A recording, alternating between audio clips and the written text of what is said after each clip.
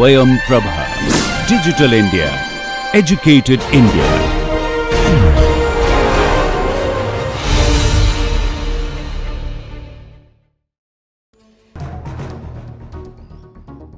Jnanam Paramam Dheyam. Knowledge is supreme.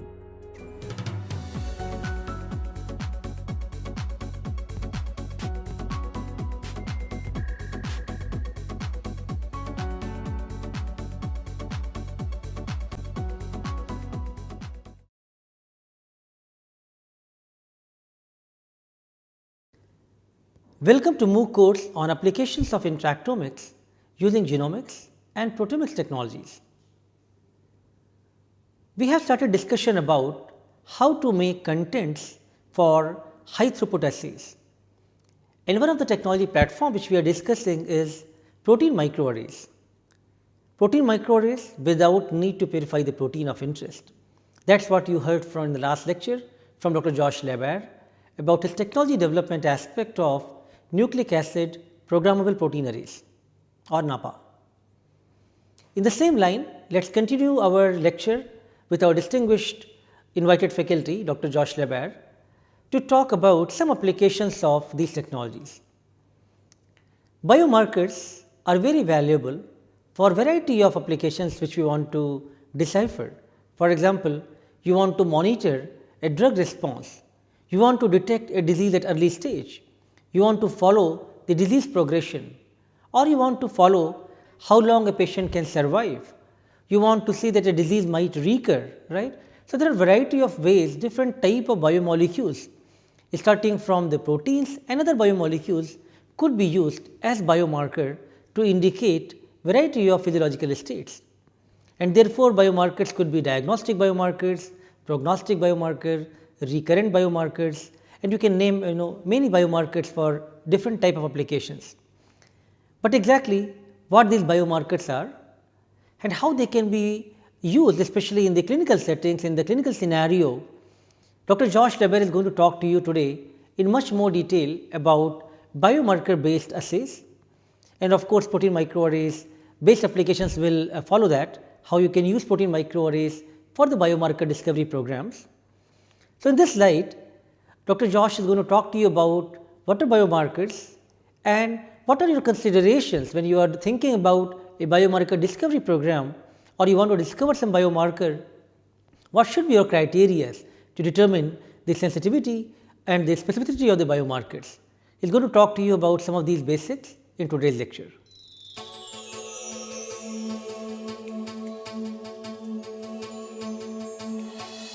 Today what I thought I'd do is take a moment and talk a little bit more about biomarkers, both in the context of what they're useful for and also how do you evaluate the quality of a biomarker.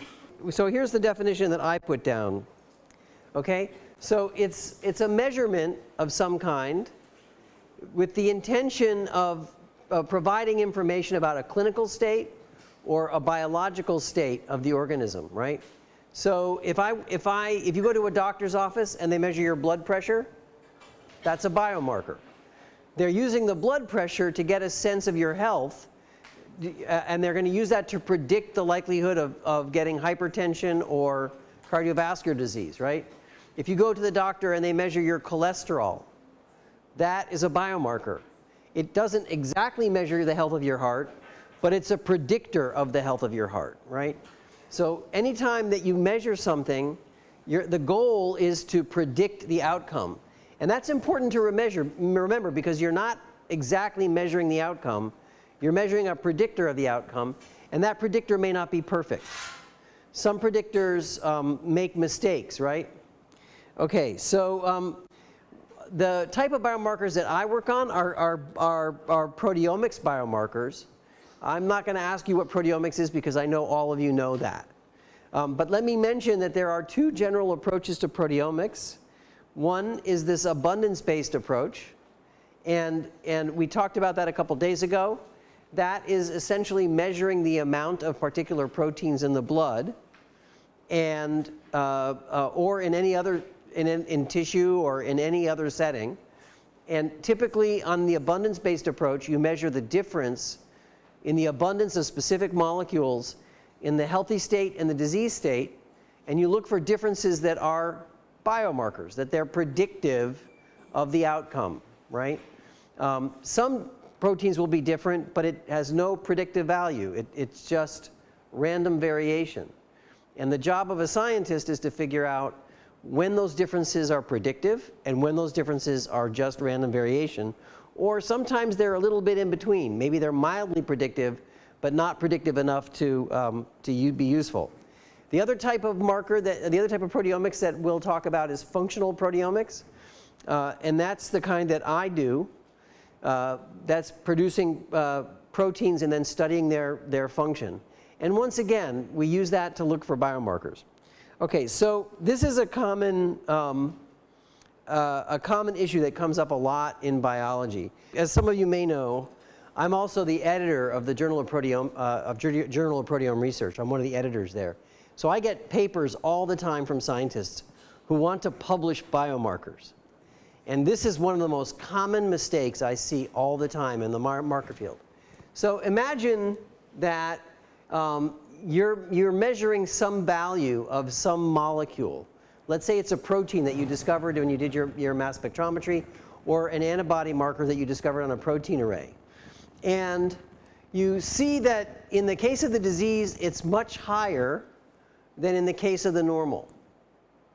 And you say, wow, look at that difference. It's the mean value over here is much better than the mean value over here, and therefore I've got a biomarker. Okay, so does anybody see any problem with that? What? Overlap. The overlap, that is the problem, right? The overlap, this right here. This particular measurement, while probably significant in terms of the biology, is not a good biomarker. So those two values are statistically significant. There's no question. They will have a very good p-value. So you'll be tempted to say it's a good biomarker. But let's consider the use of the biomarker. If the value is down here, you could very safely say that that's normal. You could say if you measure that in a person, no problem, that person's healthy. If you measure the value up here, you can say very clearly that person has the disease. But as she pointed out, look at how much there's overlap here. If you measure anything in this range, maybe it's disease, maybe it's not disease. The separation is not clean enough to make this a good biomarker. And so that's why we're going to talk a little bit today about how do we define good biomarkers.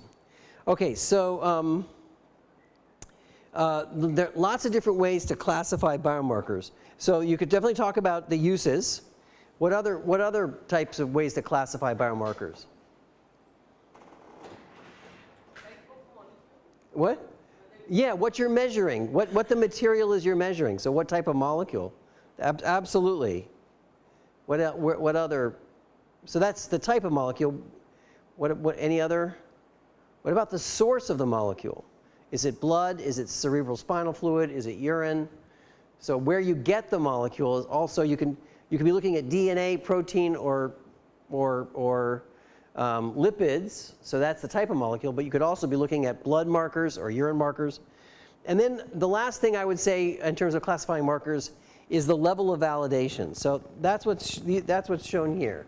So you can classify them by what you're going to use them for. Are they prognosis, diagnostic, that sort of thing. You can talk about where you're going to get the material, what the type of material is, and then how well validated it is. There's also a level of validation for the biomarker itself, and we'll come back to that. So here are some of the clinical uses that we have for biomarkers.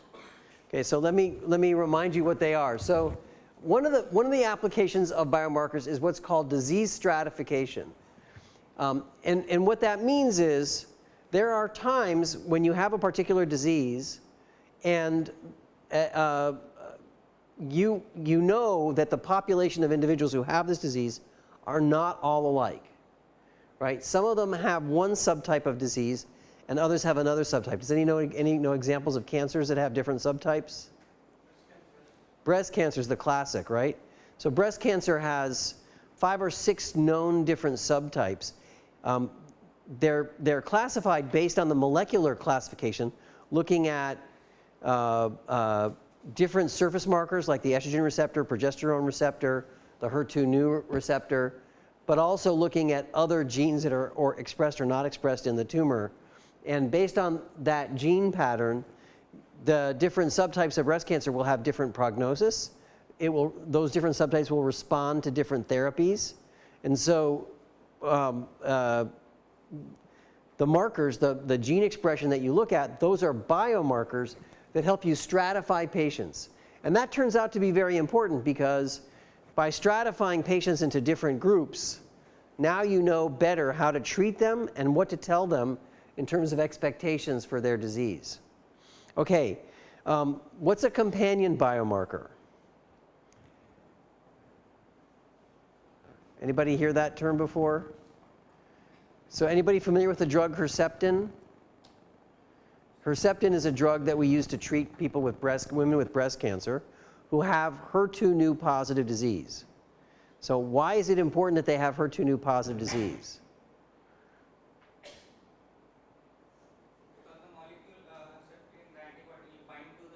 That's right. So Herceptin specifically targets HER2.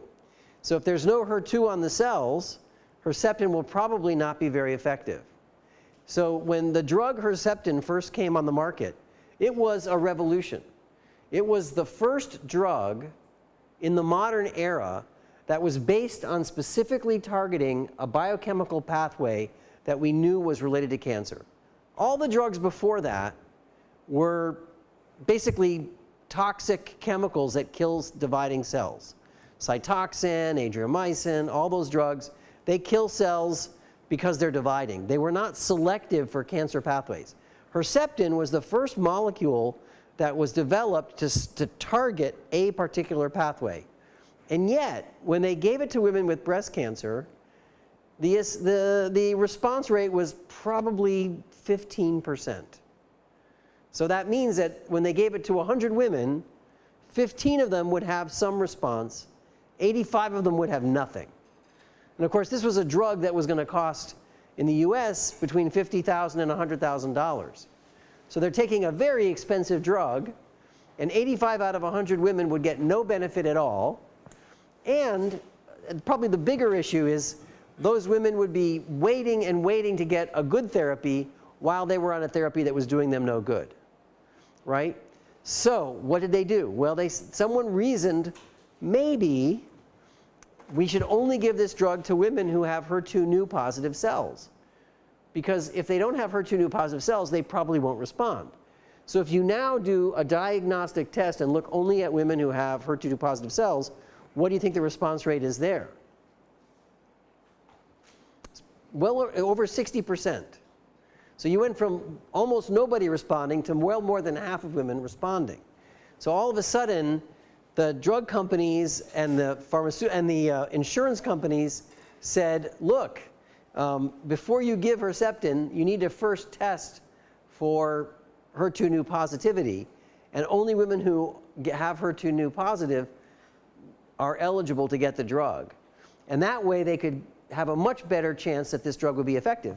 These days, with Herceptin and other agents that specifically target the HER2 pathway, women who have that disease, who at one time had one of the worst outcomes in cancer, now have one of the better outcomes in cancer because those drugs are so selective for their specific subtype of disease. So a companion marker is a blood test that you give together with the plan of giving a drug to determine if that patient will respond to that drug. So it's specifically designed. And these days, at least in the US, if you're going to develop a new therapeutic for any type of cancer that targets a pathway, the FDA usually requires that you have a companion diagnostic. You have to have a test that will specifically tell that patient that they're likely to respond. Okay, what's a prognostic marker?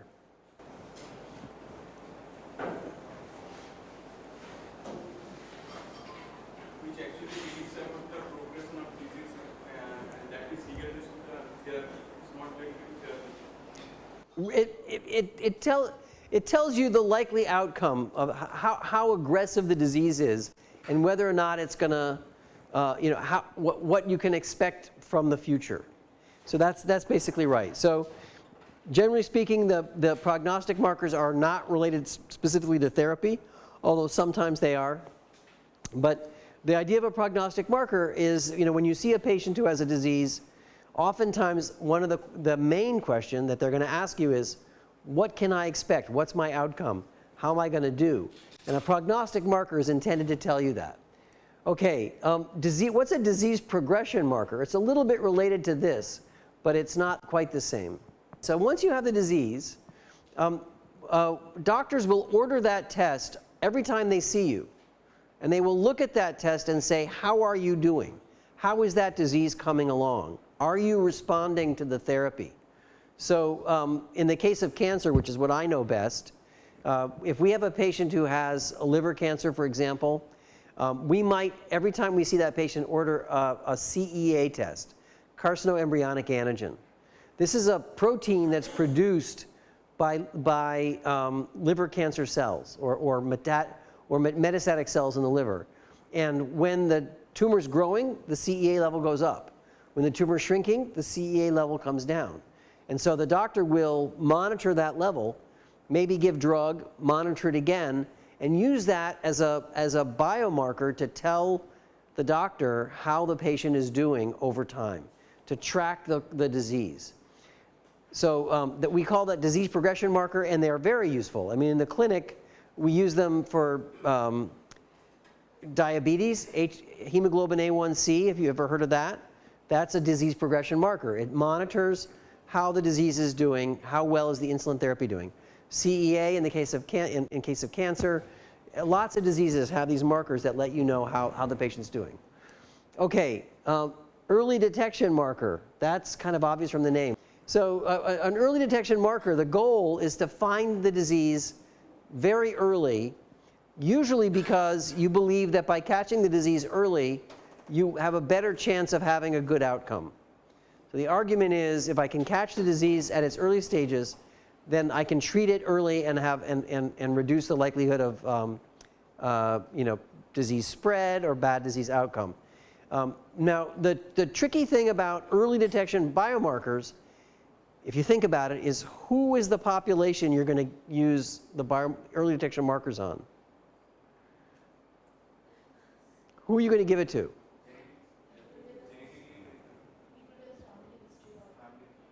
So you could give, so that would be one way to do it. People who have a family history, that would be a great idea. Implicit in what you're saying is that you're using early detection markers on healthy people or apparently healthy people, right? So all these other markers that I've talked about before, right?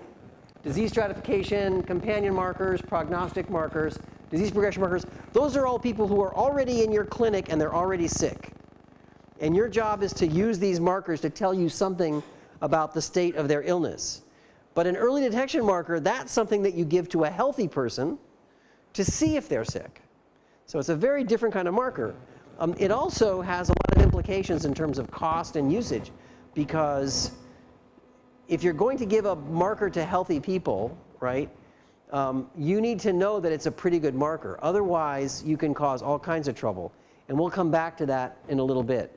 Okay, and then risk marker. What's a risk marker?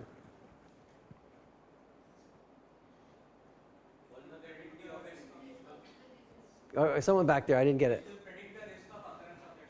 So you could predict the risk of the disease. So the difference between both 5 and 6 are markers that you would do on healthy people. The difference being that this marker doesn't really find the disease. It just tells you the likelihood that you might have it, whereas this marker is really intended to find the disease. You have it right now. If you do a pap smear on a woman, you're looking for the presence of neoplasia right now and asking, does she have, the possibility of cervical cancer? If you do a risk marker like a BRCA1 test, you can't say that the person has breast cancer. All you can say is that she has an increased likelihood of getting it. Okay? So a genome, getting your genome sequenced, that's a risk marker. That's not a disease detection marker. So certainly, I'm a big believer in this early detection biomarker, mostly because I think it will have important outcomes. And I think I've shown you this already. Just to remind you, what we're looking at here is these are the 4 most common diseases, cancers in the US at least. They're all epithelial-based cancers. They are the big killers of people in our country with cancer.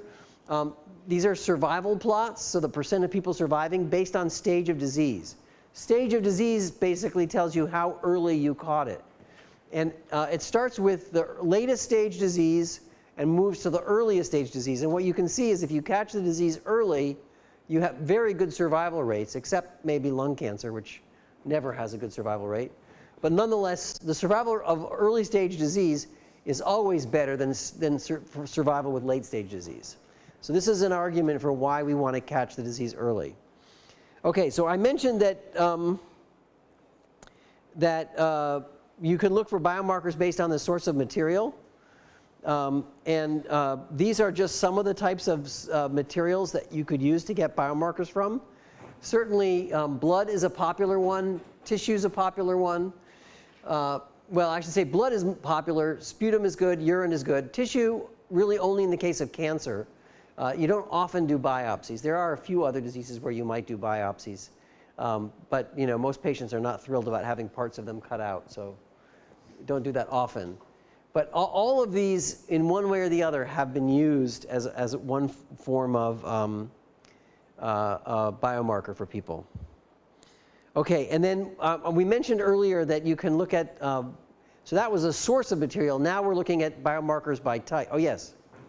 Hair and nail? Yes. So what would be fun? So interesting that you asked that. If you ever, in fact, some of the most famous historical poisonings, right, have been determined by looking at hair and nail, because arsenic shows up in hair and nail, and it's dated.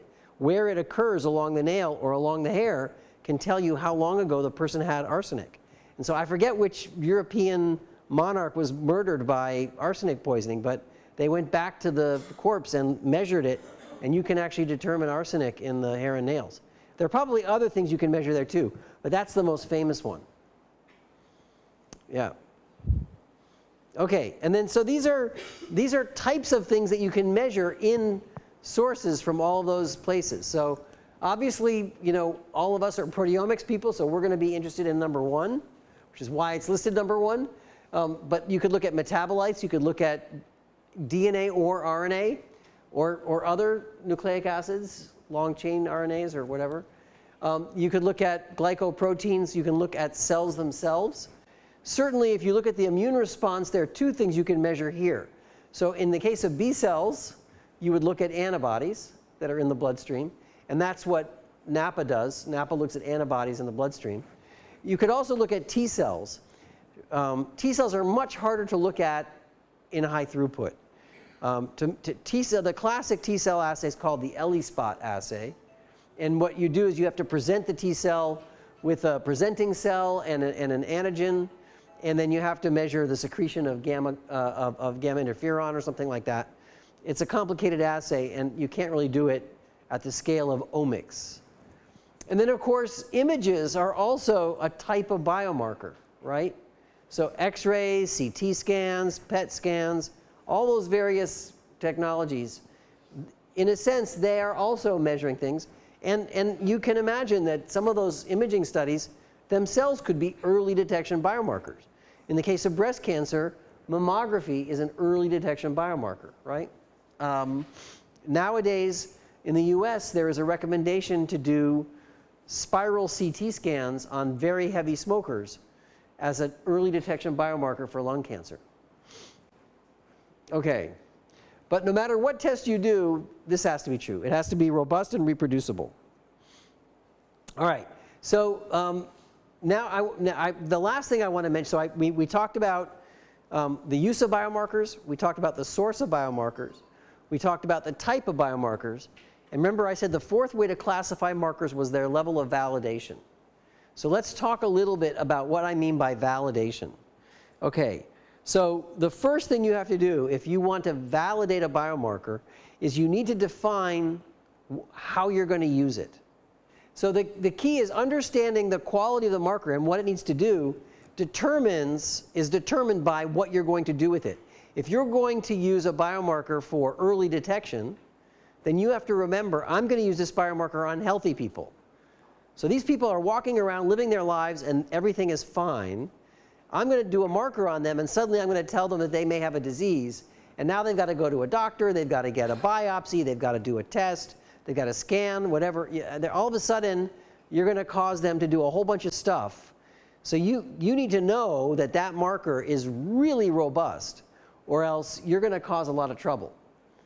On the other hand, if you already know the patient has cancer, and all you're doing is trying to monitor how it's doing relative to the drug, maybe that marker doesn't have to be quite as specific, because you already know that they have cancer. That's not a question. All you need to know is the level of the cancer. So the level of specificity for that is not as high as for early detection markers. So the first thing you have to do is define the clinical usage, and everything else will follow from that. And it's the number one most common mistake made by people who go for biomarkers, is they decide they're going to get a biomarker, but they never stop to think about what they're going to use it for. I've seen people come up with markers for things that have no value, because no one would ever look for that. So you have to think about that.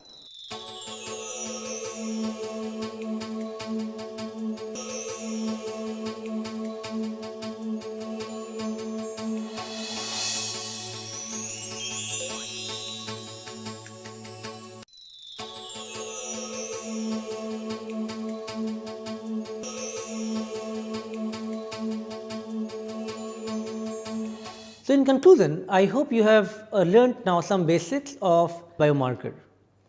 Of course, there are a lot of changes happens in the physiological states of any individual. And then technology platforms are very robust, but still if you think about the measuring the slight perturbations, slight changes, the technologies can have some noise, which may appear to us these are some changes which are happening from the biology induced from the samples. So how to really determine that what small changes we are measuring, they are real, and these are real biomarker candidates. Determining them is really challenging, and that's why I think there is a lot of emphasis globally to discover biomarkers and bring new biomolecules for the clinical assays. However, still our success has been limited.